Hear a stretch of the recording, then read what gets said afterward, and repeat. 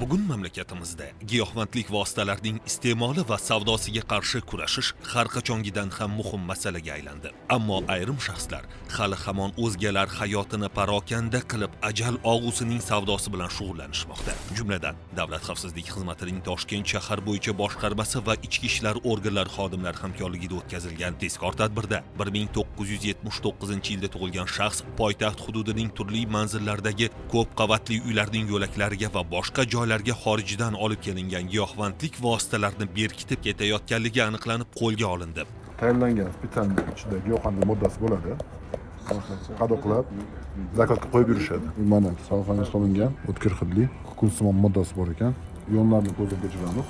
Uning yoni va avtotransport vositasi xolislar ishtirokida ko'zdan kechirilganda 15 dona magnitli alfa PVP va 24 dona skochga o'ralgan bloklarda mefedron giyohvandlik vositalari borligi aniqlandi. Magnitkalar jihozlangan. Marka kurelar temirga, panjaraga yopishtirish uchun. Shuningdek, tezkor tadbir davomida uning yashash xonadoni ham ko'zdan kechirilib, uyning yerto'lasida narkolaboratoriya tashkil qilinganligi ma'lum bo'ldi.